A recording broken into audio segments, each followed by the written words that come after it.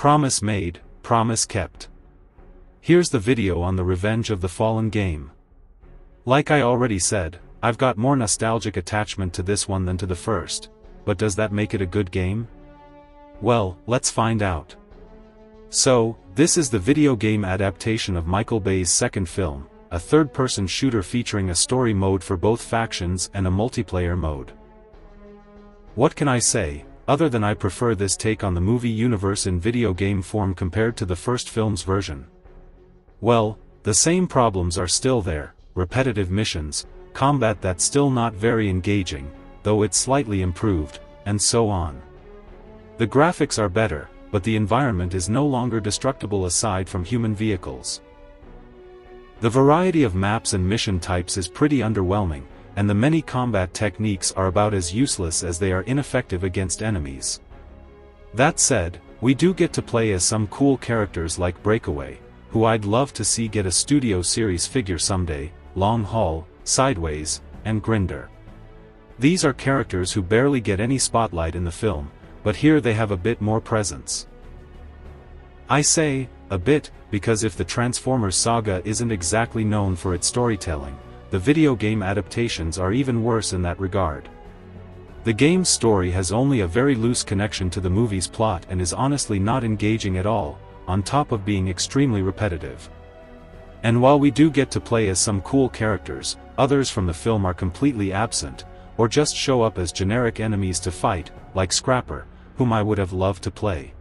I know there were a lot of DLCs planned, and some actually released, featuring G1 skins, Soundwave, Sideswipe, and Jazz from the first movie. But the additional content got cancelled after Luxaflux shut down.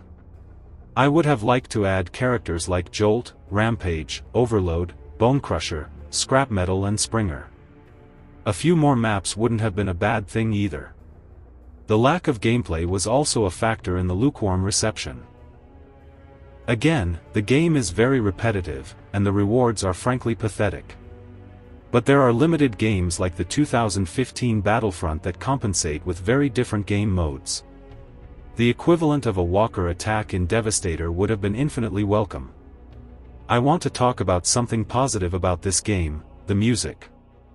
It's cool, and some tracks are reused from the previous game.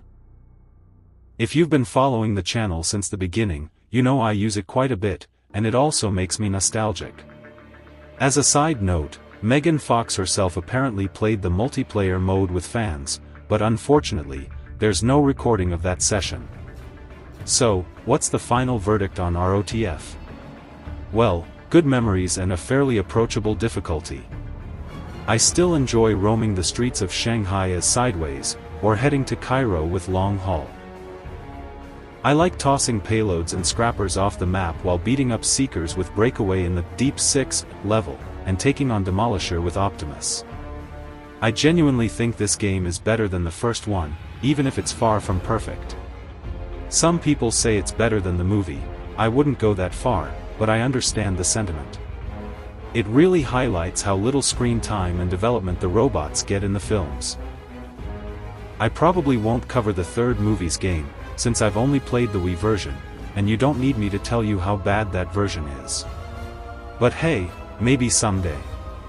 In the meantime, I'll see you in the next video. Have a great day.